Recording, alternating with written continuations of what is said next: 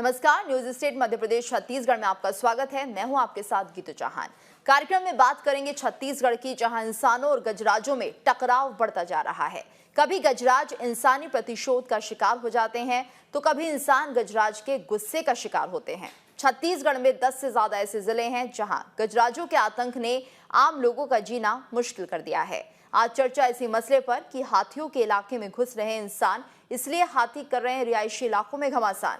हाथियों के नाम पर करोड़ों खर्च करने के बाद भी गजराजों के आतंक से लोग आखिर परेशान क्यों हैं? इन तमाम मसलों पर चर्चा के लिए हमारे साथ मेहमानों का खास पैनल है, लेकिन उससे पहले देखिए रिपोर्ट।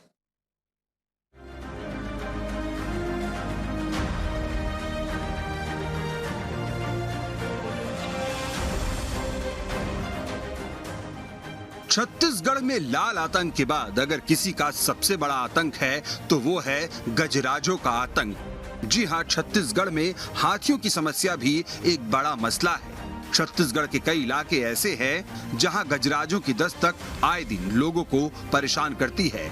अब राजपुर के कोरगी, अमदरी और लाऊ में हाथियों ने 5 ग्रामीणों के मकान को क्षतिग्रस्त किया। सुरक्षा के लिए रात्रि गश्ती में गजवाहन का उपयोग है और मिर्चा पाउडर का उपयोग कर रहे हैं, मशाल का उपयोग कर रहे हैं, ताकि ग्रामीण उसके हाथी के नज़दीक न जा पाए और हाथी उनके नज़दीक ना आए। हम लोग को ऐसा लगता है कि यहाँ पर हाथी पहुँच जाएगा, नुकसान करेगा, तो उन ग्रामीण लोग को पक्के के मकान में, जैसे आंगनबाड़ी हुआ, स्कूल हुआ, ऐसे मकानों में हम लोग ठहरा देते। छत्तीसगढ़ के कई जिलों के ग्रामीण हाथियों के आतंक से तंग आ चुके हैं। आए दिन हाथियों का झुंड लोगों को मार देता है, साथ ही घरों और फसलों को भी बर्बाद कर देता है। राजपुर में दंतैल हाथियों ने 3 दिनों से आतंक मचा रखा है। राजपुर परिक्षेत्र हाथी प्रभावित क्षेत्र है और अभी 3 हाथी विचरण कर रहे थे। प्यारे हाथी, बहरादेव हाथी और दंतैल। 9 घर इस इलाके से उसने नुकसान करते हुए प्रतापपुर इलाके में निकल गया है। इसी प्रकार से प्यारे हाथी भी प्रतापपुर इलाके में पहुंचा। छत्तीसगढ़ के जिन जिलों में गजराजों का आतंक सबसे ज्यादा है, उनमें सरगुजा, बलरामपुर, कोरिया, जशपुर, कोरबा, रायगढ़, महासमुंद और बालोद शामिल है। राज्य सरकार की ओर से विधानसभा में पेश किए गए आंकड़ों के मुताबिक जनवरी 2019 और नवंबर 2021 के बीच राज्य में हाथियों ने 195 लोगों को मौत के घाट उतार दिया। साथ ही संपत्ति नुकसान के 62,134 मामले सामने आए। बहरहाल सवाल ये है कि क्या ये दहशत इसी तरह कायम रहेगी या इसके लिए कोई कदम भी उठाए गए हैं? तो बता दें कि हाथियों की वजह से होने वाली मौत के मामले में छत्तीसगढ़ चौथे नंबर पर है, जबकि देश में हाथियों की सबसे ज्यादा संख्या कर्नाटक में है। कर्नाटक में छत्तीसगढ़ के मुकाबले मौत का आंकड़ा करीब 40% तक कम है। प्रोजेक्ट एलिफेंट के नाम पर छत्तीसगढ़ में 10 साल में करीब 64 करोड़ रुपए खर्च हुए। 2018 में छत्तीसगढ़ में सबसे ज्यादा 1307 करोड़ रुपए खर्च किए गए। सोलर फेंसिंग, मधुमक्खी पालन, रेडियो कॉलर जैसे उपाय किए गए। 2011 से 2017 के बीच 45 करोड़ रुपए से अधिक की राशि खर्च की गई। फिर भी छत्तीसगढ़ में हाथियों की वजह से होने वाली मौतों की संख्या कम होती नहीं दिख रही। हाथियों को साथी न बना पाने का ही नतीजा है कि पिछले 4-5 सालों में छत्तीसगढ़ में कई लोगों की जान जा चुकी है। आंकड़ों पर गौर करें तो 2016-17 में हाथियों की वजह से 74 मौतें हुई, तो 2017-18 में भी 74, 18-19 में 56 और 2020-21 में 57 लोगों की जान चली गई। वहीं इंसानों और गजराजों में बढ़ते टकराव का खामियाजा गजराजों को भी भुगतना पड़ रहा है, क्योंकि 2016-17 में 11 हाथियों की मौत हुई, तो 17-18 में 17, 18-19 में 9 और 20-21 में 12 हाथियों की मौत हो गई। तो आंकड़े बता रहे हैं कि छत्तीसगढ़ इंसानों और गजराजों के लिए रण क्षेत्र बनता जा रहा है, जहां इंसान और वन्य जीव दोनों खतरे में हैं। Team news state.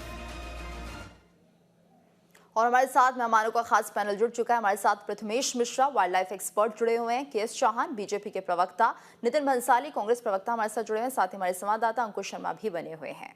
आप सभी का स्वागत है। अंकुश, सबसे पहले आपसे हम जानना चाहेंगे किस तरह से हाथियों का आतंक इस वक्त लोगों के लिए परेशानी का सबब बना हुआ है।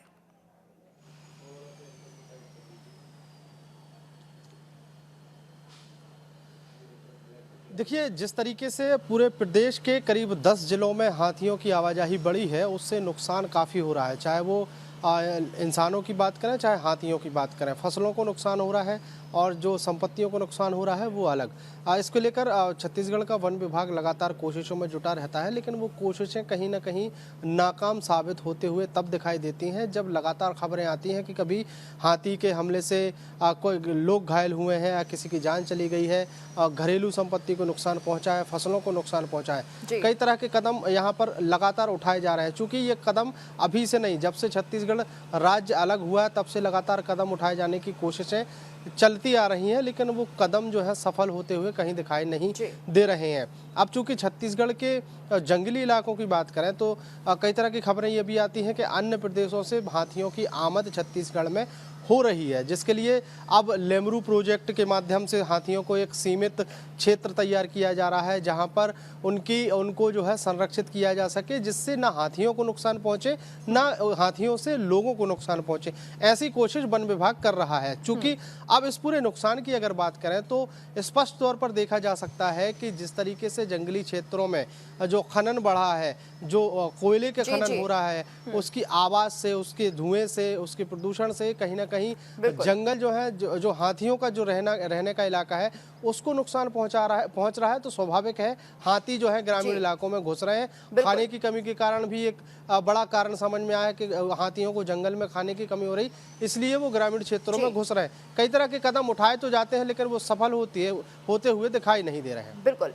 और पृथ्वीश मिश्रा जी भी हमारे साथ बने हुए वाइल्ड लाइफ एक्सपर्ट। पृथ्वीश जी, आप क्या कारण मानते हैं, क्योंकि एक लंबा समय बीत चुका है, तकरीबन 10 साल से हम यही हालात देख रहे हैं, आखिर क्यों इन हाथियों का आतंक लगातार बढ़ता जा रहा है और जिसके चलते कहीं ना कहीं लोगों की मौतें भी बढ़ रही हैं?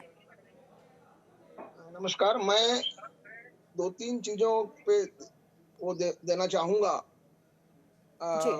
बात करना चाहूंगा। ये है कि पहले रहवास जो इनका है वो निश्चित होना चाहिए।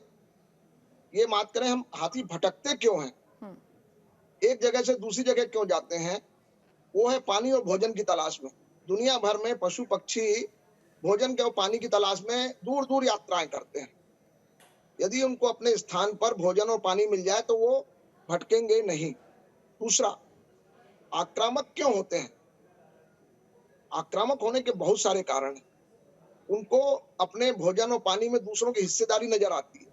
आदमी उनके भोजन पानी में दखल देता है तो वो आक्रामक होते हैं कि मेरा हिस्सा बंटवाने आ गया। कोई भी जानवर आप देखेंगे, सामान्य कुत्ता भी दूसरा कुत्ता आ जाता है तो उसको भौंकने लगता है खाने पे। दूसरा, मनुष्य द्वारा सताए जाने की जो आदत है, मनुष्य जो लोगों को सताता है, इन लोगों को, हाथियों को, वो सताने का जो कारण है, हम उसको जो देखते हैं प्रशासनिक तरीके से भी हम जो करते हैं वो सताना ही हुआ।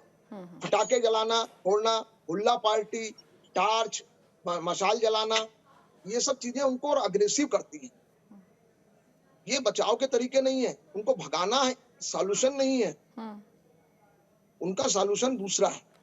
आप बचाव के तरीके में अब आते हैं हम, तो वो है मॉनिटरिंग। सबसे बड़ी चीज है मॉनिटरिंग उनकी। हमारे पास आज की तारीख में बहुत एडवांस चीजें हैं। सैटेलाइट्स के द्वारा हम कर सकते हैं, ड्रोन कैमरे हैं। इन सब तरीकों से हम उनकी मॉनिटरिंग प्रॉपर करें, उनकी लोकेशन को बकायदा मालूम रखें, और उस लोकेशन के बाद, मालूम होने के बाद ये चीज को सुनिश्चित करना, ये डिपार्टमेंट और लोगों के द्वारा भी बहुत जरूरी है। आपसी जागरूकता कि उनसे हम दूर दूर रहें, बिल्कुल उनके पास ना जाएं। अगर कोई जाता भी है तो गांव वालों की ये वो बनती है कि किसी को उसके पास ना जाने दो।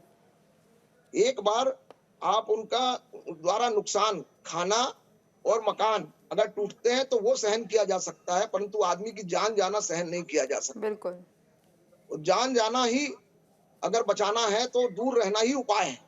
और वो उपाय हम सिंपल, प्रशासन अगर सहायता करे कि मॉनिटरिंग के द्वारा उनकी लोकेशन मालूम पड़ जाए तो आदमी दूर रहेगा जी। और उनको बिल्कुल सताना नहीं है, तंग नहीं करना है, ये सबसे बड़ी चीज है। बिल्कुल। प्रशासनिक पहल जो हो रही है जी, अभियान बन रहा है। प्रथमेश जी, आपसे मैं अगला सवाल यही लूंगी कि आखिर बचाव कैसे किया जा सकता है हाथियों से, लेकिन उससे पहले के.एस. चौहान जी बीजेपी प्रवक्ता हैं, उनसे भी जरा चर्चा कर लेते हैं। के.एस. चौहान जी, क्योंकि जिस तरह से 1992 में केंद्र सरकार ने कहीं ना कहीं एक योजना शुरुआत की थी, लेमरू प्रोजेक्ट था ये, जो कि अभ्यारण्य बनाने का एक काम था, लेकिन वो अभी तक पूरा नहीं है। हालांकि कागजों में चर्चा जरूर होती रही। तो जब बीजेपी की सरकार थी उस दौरान भी कुछ नहीं किया गया, और अब जब कांग्रेस की सरकार आई है तो अभी भी हालात वही है। जी, लेमरू प्रोजेक्ट में निरंतर हमारी भाजपा सरकार ने पूरा काम किया है। उसको एक जो एरिया था वो भी डिसाइड किया हुआ था, लेकिन कांग्रेस की सरकार आई तो उस एरिया को डिक्रीज कर दिया गया, जिसका जो विरोध है उनके खुद के मंत्री टी.एस. सिंहदेव जी ने किया था, और इसको अपोज किया था कि आप डिक्रीज मत करिए। आज कहीं ना कहीं ये जो हाथियों का आतंक है वो 62,134 मामले आए हैं पिछले 2 सालों में। ये 11 गुना ज्यादा है कर्नाटक से। हमारे यहाँ पर छत्तीसगढ़ में जो हाथी है लगभग 300 हाथी, लेकिन जो कर्नाटक में हाथी है वो लगभग 6,000 हाथी है। तो उसके 20 गुना ज्यादा हाथी होने के बावजूद यहाँ के जो हाथियों के हिसाब से आप देखेंगे तो 11 गुना ज्यादा मामले आए हैं। इसका मतलब ये है कि कहीं ना कहीं राज्य सरकार कहीं ना कहीं पिछा रही है। उसको जो सुविधाएं देनी चाहिए, वन विभाग को जो सुविधाएं देनी चाहिए वो नहीं दे रही। इनके पास इक्विपमेंट्स नहीं है, इनके पास ब्लिंकिंग लाइट्स नहीं है, इनके पास बहुत ज्यादा और दूसरी जो चीजें होती हैं वो नहीं, अमला नहीं है इनके पास जो सचेत कर सके, जो सूचना दे सके। और मेन बात है, जैसे हमारे सहयोगी बोल रहे थे कि जागरूकता की बहुत ज्यादा कमी है। जागरूकता लानी चाहिए। जागरूकता जैसे ही होगी उसके हिसाब से ही ये जो घटनाएं हैं वो कम होंगी। प्लस अभी राज्य सरकार के पास ऐसे वाहन नहीं है कि पता चल सके कि हाथी आ रहे हैं तो उनको शिफ्ट किया जा सके। यहाँ तक कि वन विभाग के पास भी एक ही गाड़ी है, उनको वो उसी गाड़ी में भ्रमण करते हैं। एक इलाके में एक गाड़ी है, मैं ये बोल रहा हूं। और सबसे मेन बात ये है कि इनके पास अमला नहीं है, इनके पास ज्यादा इक्विपमेंट्स नहीं है, इनके पास ऐसी कोई व्यवस्था नहीं है जिससे ये नुकसान जो है वो कम किया जा सके। इसी वजह से 2 साल में 195 लोग मारे गए। नहीं तो यही हालात तो के.एस. चौहान जी पहले भी थे, जब बीजेपी की सरकार थी तभी भी यही हालात बने हुए थे, तब भी इतनी मौतें हो रही थी। आप अगर परसेंटेज वाइज देखेंगे तो मामले इतने नहीं आए थे पिछले 2 साल में जितने मामले अभी 62,134 आए हैं। उसका एक सबसे बड़ा कारण है कि जो आपने वहां पर कॉरिडोर नहीं बनाया है, कॉरिडोर को उसको फेंसिंग नहीं करवाया है, वो मेन है। और जो आप वहां पर जंगल के ऊपर जो ध्यान नहीं दे रहे हैं, इतने जो आप जैसे हमारे सहयोगी प्रवक्ता ने बोला कि खाने और पानी के लिए वो बाहर जाते हैं। आप अगर खाने और पानी की अगर चलिए बेहतर जवाब नितिन भंसाली जी दे पाएंगे, वो क्या काम कर रहे हैं। नितिन जी, क्योंकि काफी लंबा वक्त गुजर चुका है, कहीं ना कहीं जो लोग हैं परेशान हो चुके हैं, लेकिन फिलहाल कोई रास्ता नहीं सूझ रहा है और अभी मौतों का आंकड़ा बढ़ता जा रहा है। देखिए, सबसे पहले मैं आपके चैनल में वर्ल्ड वाइल्ड लाइफ डे की वन्य प्रेमियों को शुभकामनाएं देता हूँ। अब मैं आपके विषय पर और आपके सवालों पर आता हूँ।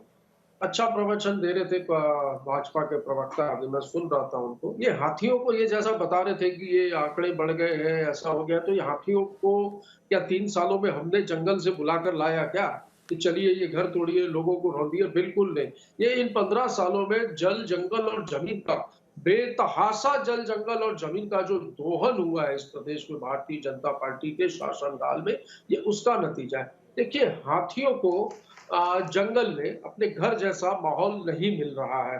घर जैसा माहौल नहीं मिलने की वजह से वो आबादी वाले क्षेत्रों में आ रहे हैं। हाथियों की फूड रिक्वायरमेंट बहुत ज्यादा होती है और वो फूड रिक्वायरमेंट जो है वो वहां पर जंगल में उन्हें नहीं मिल पा रही है, इसलिए वो रहवासी क्षेत्रों में आ रहे हैं। सरकार लगातार इस दिशा की ओर काम कर रही है। लेमरू प्रोजेक्ट की भी बात चली तो 2007 में 450 वर्ग मीटर तय किया था भारतीय जनता पार्टी, 450 वर्ग मीटर पे काम कर रही थी। हमने इसका क्षेत्र बढ़ाकर भी 1995 वर्ग मीटर कर दिया है। बहुत ही संवेदनशील मामला है और ये हाथी मानव द्वंद जो है, मुझे ऐसा लगता है ये समस्या सिर्फ छत्तीसगढ़ की भी नहीं है। मैंने देखा है मध्य प्रदेश, असम, कर्नाटक, और भी कुछ राज्य हैं, हिमाचल, यहाँ पर भी ये सुना जा रहा है कि हाथियों का जो है वो शहरी रहवासी क्षेत्रों में जो है वो प्रवेश हो रहा है। तो इसके ऊपर एक राष्ट्रीय नीति भी बननी चाहिए। मुझे ऐसा लगता है कि राष्ट्रीय नीति बननी चाहिए, क्योंकि ये एक राज्य की समस्या नहीं है, ये बहुत सारे राज्यों की समस्या होती जा रही है। सरकार इस विषय में लगातार काम कर रही है। ट्रेसिंग और ट्रैकिंग के विषय पर हम लोगों ने वर्किंग शुरू की है, और रेडियो कॉलर लगाए जाने की जो है बात तो नितिन जी, ये अभी शुरू हुआ है या फिर ये प्रोसेस में है, या फिर ये काम पूरा हो चुका है? ये शुरू हो चुका है। रेडियो कॉलर लगाने का काम शुरू हो चुका है। 2 हाथियों को छत्तीसगढ़ में रेडियो कॉलर भी लगाए जा चुके हैं। काफी सेंसिटिव वर्क होता है। इन हाथियों को पकड़कर इनको रेडियो कॉलर लगाना कोई मतलब ऐसा नहीं है। पूरा प्लानिंग से। तो कितना लंबा समय और लग सकता इसके है? एक्सपर्ट, कोई लंबा समय नहीं लगेगा। हम बिल्कुल इस दिशा में काम कर रहे हैं। और हाथियों को मैंने जैसा कि कहा, ट्रेसिंग और ट्रैकिंग ये इम्पोर्टेंट है। हमने ट्रेस और ट्रैक कर लिया तो हम बिल्कुल ये जानकारी में रख सकते हैं कि हाथी अभी कहाँ है। दूसरा, इस विषय पर हमने ना एक ऐप बनाया है। राज्य सरकार ने एक सिस्टम क्रिएट किया है कि उसमें पायलट प्रोजेक्ट पे अपने 2 जिलों में काम भी शुरू किया है, जहां पर 2 किलोमीटर पहले ही यदि हाथियों का कोई दल या हाथी अगर उस क्षेत्र में रहवासी गांव के क्षेत्रों में या उन क्षेत्रों में प्रवेश करते हैं, तो 2 किलोमीटर पहले ही एक हूटर बजता है। हूटर बजने से ये होता है कि वहां पर वो सारे सिस्टम जो है वन विभाग की वो अलर्ट हो जाती है, और अलर्ट होने के बाद जो है वहां पर जो स्थानीय रहवासी होते हैं उनको सुरक्षित स्थानों पर पहुंचाना और हाथियों के दलों को कैसे रोकना, इस दिशा की ओर वो काम करते हैं। तो पायलट प्रोजेक्ट में काफी सफलता मिली है उसमें। तो ये भी हम पूरे सभी जिलों में जो प्रभावित जिले वहां पर भी इस प्रोजेक्ट को लागू करेंगे। रेडियो कॉलर लगाने की दिशा में लगातार काम जारी है। तो कब तक लागू करेंगे नितिन जी, ये बड़ा सवाल है, क्योंकि अब तक बहुत जाने जा चुकी हैं और तुरंत इस काम को करना होगा। जाने जा चुकी हैं, इसका दर्द हमें है। हमें हाथी जो अचानक जिन हाथियों की भी मृत्यु हो रही है उनका भी दर्द हमें है, और मानव का भी जो मृत्यु जो हो रही है उनका भी दर्द हमें है। पर ये समस्या देखिए हमें विरासत में 2019 में जब हमारी 18 में हमारी सरकार बनी है, तो ये भाजपा की ही देन है। मैंने जैसा कि डिबेट के शुरू में ही कहा कि जल, जंगल और जमीन का बेतहाशा दोहन इन 15 वर्षों में हुआ, और हाथियों को अपने घर जैसा फील नहीं हो रहा है। केएस चौहान जी लगातार मुस्कुरा रहे हैं, अपनी बात कहना चाहिए जी। केएस चौहान जी, ये हमेशा महत्वपूर्ण मुद्दों पर ना, ये जो भाजपा के लोग जो है ना, ये जो व्यंग और जो मुस्कुराने का काम करते हैं ना, ये इससे पता चलता है कि कितने। चलिए पहले पृथ्मेश जी से बातचीत करते हैं। पृथ्मेश जी, तो जिस तरह से हम लगातार बात करें, हाथियों का उत्पात तो मचा हुआ है, और ऐसे में कहीं ना कहीं कांग्रेस काम करने की बात भी कह रही है, लेकिन किस तरह से बचाव होगा?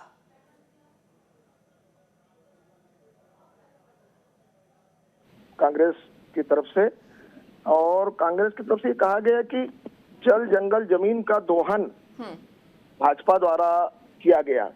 उन्होंने तो किया ही किया, अभी तक बंद नहीं हुआ। 3 साल हो गए। सरकार को बंद कर देना चाहिए दोहन। कोल ब्लॉक नए अलॉट करना बंद कर देना चाहिए हसदेव क्षेत्र में। इनको दोहन बंद करना चाहिए ना। बंद करने से कौन रोक रहा है इनको? परमिशन ये दे रहे हैं। इनको बंद करना चाहिए दोहन, है ना। दोहन बंद करें, पर्यावरण बचेगा, हाथी भी बचेंगे, उनसे लोग बचेंगे। नितिन जी, काम करेगी सरकार? कोयला खदान जो है और जिससे बहुत बड़ा राजस्व, ये सारे कोयला खदानों की परमिशन देना, गीतू मैं जवाब दे रहा हूँ, ये सारा कोयले खदानों की खनन की परमिशन देने का काम जो होता है वो केंद्र सरकार का ही होता है, ये भी मैं बता दूं। और केंद्र में जो इनके मित्र बैठे हैं उनके लिए ये किस तरीके की अप्रोच करते हैं ये बताना भी आवश्यक नहीं है। सब जानते हैं कि क्या हो रहा है। रहा सवाल इस समस्या के निदान के लिए, निश्चित तौर पर आप देखिए, आंकड़े उठाकर देख लीजिए कि हमने बिल्कुल इस पर भी रोक लगाई है। अब चूंकि ये जैसा भाजपा के लोग हंसते हंसते अभी भी ये हंस रहे हैं, इन्हें कोई गंभीरता नहीं है। चलिए इनकी हंसी का कारण भी पूछ लेते हैं नितिन जी। एक प्रवक्ता ऐसे सेंसिटिव मामले में अगर टीवी चैनल्स में यूं मुस्कुराए और हंसे तो मुझे ऐसा लगता है हास्य कभी सम्मेलन में। चलिए क्या कारण है केएस चौहान जी, आखिर हंस क्यों रहे हैं? अपनी बात भी रख दीजिए केएस जी। आप बात ही ऐसे कर रहे हैं। मेरा सिर्फ एक ही सवाल है कि आज अगर छत्तीसगढ़ में मामले बढ़ रहे हैं, ये तुरंत जो ताजा मामले बढ़ रहे हैं वो क्यों बढ़ रहे हैं? ये रिजल्ट है। इसका मतलब ये है कि आप काम नहीं कर रहे हैं। पहले मामले इतने तो नहीं थे, 2018 से पहले मामले इतने नहीं थे, इसीलिए मैं हंस रहा हूं। अब ये पूरे वर्ष के हिसाब से आंकड़े बताओ, क्या हंसी बंद हो जाएगी? 6 महीना हंसने का लायक नहीं रहोगे आप, ऐसे इतने आंकड़े आए आपके। ये जो आप लोगों ने जो अवैध खनन और ये सब जो किया, ये हाथी आया कहां से? ये हाथियों को क्या हम पकड़ के आए हैं? ये हाथियों को जंगल से हम पकड़ के आ रहे हैं? ये जंगल से निकल ही इसलिए रहे कि आप लोगों ने इनको वहां पर रहने लायक नहीं छोड़ा, रहने लायक नहीं छोड़ा आप लोगों ने। कब होगा बात? आप हास्यास्पद बात करते हैं, इसीलिए हंसी आती है। और आपको हास्यास्पद ही लग रहा है। 15 साल सरकार चला है, 15 सीटों में सिमट कर रह गए, खुश रहिए, कोई फर्क नहीं पड़ रहा। हम सेंसिटिव है, हम गंभीर है, हम संवेदनशील है, किसी की भी जान जाए, चाहे वो मानव की, चाहे वो हाथी की, हमारे लिए दुखदायी है। और ऐसे मामलों पे हम आप लोगों के जैसे न्यूज चैनल में डिबेट तो चलिए हंस नहीं सकते। ये जो प्रोसेस चल रही है, ये जो वाद विवाद चल रहा है, आरोप लग रहे हैं एक दूसरे के ऊपर, उससे हल नहीं निकलेगा। पृथ्वीश जी शायद हमें कुछ हल जरूर सुझाएंगे। पृथ्वीश जी, फिलहाल जो हालात बने हुए हैं, अब क्या किया जा सकता है? बिल्कुल, हमको बचाव के ऊपर ही ध्यान देना पड़ेगा। जो इन्होंने कहा कि मॉनिटरिंग, ट्रेसिंग और ट्रैकिंग का काम जो चल रहा है उसको गति दें और हर क्षेत्र में लागू करें। हर दल के साथ वो कॉलर उसको लगा हो, उसके दल के नेता को या किसी हाथी को, उसकी जानकारी मिले, वो बहुत जरूरी है। और उसके बाद वो दूरी बनाना बहुत जरूरी है। इसके लिए हमको गांव-गांव में जागरूकता अभियान उस क्षेत्र में बहुत जरूरी है कि लोग देखने पहुंच जाते हैं, उनके पास पहुंच के उनको परेशान करते हैं, वो बिल्कुल ना करें। और मैं ये उनसे निवेदन करूंगा कि ये जो तरीके हैं अपनाने के, भगाने के, उनको बंद किया जाए। फटाके, हुल्ला पार्टी, आग, इससे और उत्तेजित होते हैं हाथी जी। बिल्कुल वो नहीं करना चाहिए। उनसे दूरी बनाना, मॉनिटरिंग, ट्रेसिंग। वो खाना खा लें, फसल खा लें, अगर घर थोड़ा बहुत टूट जाता है तो उसकी मुआवजा भरपाई हो सकती है। यहाँ पर ये भी कहेंगे कि ये जो ग्रामीण हैं, इन्हें शायद जो साइकोलॉजी है एलिफेंट्स की, हाथियों की, वो समझ नहीं आ रही, क्योंकि जैसा आप बता रहे हैं, आग लगा देते हैं, शोर मचाते हैं उनके सामने। तो क्या उसके लिए भी एक टीम का गठन होना चाहिए जो कम से कम इस बारे में जानकारी दे? बिल्कुल, टीम गठन हो, जागरूकता हो, एनजीओ की मदद ली जाए और उनको समझाया जाए कि नहीं, इनको डराने से कुछ नहीं होगा, ये भागेंगे नहीं, ये शक्तिशाली है, ये समझते हैं अपनी ताकत को। और ये लेमरू अभयारण्य की बात हो रही थी, तो हाथी अभयारण्य बहुत अच्छी बात है जी। अगर उनको सुरक्षित वातावरण मिलेगा तो वो वहां धीरे धीरे संग्रहित होंगे, इकट्ठे होंगे। पर हाथी कोई सीमा नहीं जानता है, उसको नहीं मालूम कि अभयारण्य यहाँ तक है कि कहाँ तक है। उसको जहाँ खाना मिलेगा और पानी मिलेगा वो वहां जाएगा। तो हमको अभयारण्य क्षेत्र में भरपूर मात्रा में फल और पत्ते, जो पत्ते, बांस के पेड़ जो उनको पसंद हैं, वो केला, मैं देखा हूँ अब लेमरू में, करेला पहाड़ में, उधर पे मैं खुद घूमा हूँ। केले के, जंगली केले के पेड़ बहुत हैं, उनको और बढ़ाना चाहिए जी। इनके फलदार पेड़ और वो हो, और हर जंगल में, उस जंगल के अलावा बाकी जंगल में पानी पर्याप्त मात्रा में हो। ये सब मिलेगा उनको तो कभी भी शहरी क्षेत्र में नहीं आएंगे। अभी अचानक मार क्षेत्र में हाथी घूम रहे हैं, उन लोगों ने कभी इतने दिनों में नहीं देखा कि किसी गांव में उन्हें उत्पात मचाया हो, क्योंकि जो अचानक मार जंगल है वो बहुत सुदृढ़ है जी, मजबूत है, उसमें बहुत खाने की और पानी की भरपूर व्यवस्था है। देखिए, उन्होंने कभी किसी गांव में कोई आतंक नहीं मचाया, इतने दिन से हैं। तो वही व्यवस्था हमको करनी पड़ेगी। इसके लिए फॉरेस्ट डिपार्टमेंट ईमानदारी से काम करे और इसके लिए लोग भी सहयोग करें, एनजीओ का सहयोग लिया जाए, ये मेरा कहना है। बिल्कुल। नितिन जी से आखिरी कमेंट ले लेते हैं। नितिन जी, तो फिलहाल लेमरू प्रोजेक्ट एक बड़ा प्रोजेक्ट और शायद इसकी शुरुआत हो जानी चाहिए, क्योंकि अब तक कागजों में ही है। अगर इस पर काम किया जाएगा तो बहुत हद तक समस्या सुलझ जाएगी। कागजों में नहीं है, नोटिफिकेशन जारी हो चुका है और इस पर बिल्कुल सीरियसली काम किया जा रहा है। वाइल्ड लाइफ एक्सपर्ट जो हमारे साथी अभी बैठे हैं, उन्होंने भी कुछ अच्छे सुझाव दिए जो मुझे भी काफी अच्छे लगे। तो निश्चित तौर पर उनके सुझावों को भी मैं शासन तक पहुंचाने की पूरी कोशिश करूंगा और किस तरीके से हम उसको लागू करके वहां पर एक अवेयरनेस का भी प्रोग्राम, जैसा कि कुछ एनजीओ की मदद हमने ली भी है और इसको विस्तृत रूप से हम इसको करें। और जैसा कि रेडियो कॉलर लगाने की जो हमारे काम चल रहा है, इस काम को युद्ध स्तर पर हम और करें, ताकि ट्रेसिंग ट्रैकिंग इन हाथियों की लगातार होती रहे और जल जंगल जमीन भी सुरक्षित रहे, हाथी भी सुरक्षित रहे बिल्कुल। और हाथी मानव का ये जो द्वंद्व है, इस पर कैसे विराम लग सके, इस दिशा के एस चौहान जी, आप कोई सुझाव देना चाहेंगे? 30 सेकंड। जी रितु जी, सबसे मेन बात ये है कि अगर इन सब चीजों से हम निजात पाना चाहते हैं तो हमारे को पैसे खर्च करने पड़ेंगे। इस बजट में एक बहुत ही अच्छा प्रावधान किया जाए हाथियों के लिए कि ताकि इनका सब चीजें किया जा सके, इनसे प्रोटेक्शन किया जा सके और हाथी उनके रहायशी वातावरण में, रहायशी इलाकों में ना आए। जैसे कि हमारे एक्सपर्ट ने बोला था कि वहां पर भोजन की व्यवस्था करवा देनी चाहिए ताकि उससे ज्यादा नुकसान जो ग्रामीणों का हो रहा है वो ना हो। ये पैसा खर्च करने वाली बात है, पैसा खर्च करना चाहिए उनको। बिल्कुल, और अगर ये सब कदम उठाए जाते हैं तो जाहिर सी बात है कम से कम जो हाथियों का आतंक है वो कम होता हुआ नजर आएगा और कहीं ना कहीं लोग जो इस वक्त परेशान हैं उन्हें भी राहत की सांस मिलेगी। और इसी के साथ आप सभी का बहुत बहुत शुक्रिया हमारे साथ जुड़ने के लिए। तो लगातार हाथियों का उत्पात बढ़ रहा है और ऐसे में कड़े कदम उठाने इस वक्त बहुत जरूरी है, नहीं तो ये मौतों का आंकड़ा बढ़ सकता है। और इसी के साथ हमारी इस खास पेशकश में इतना ही।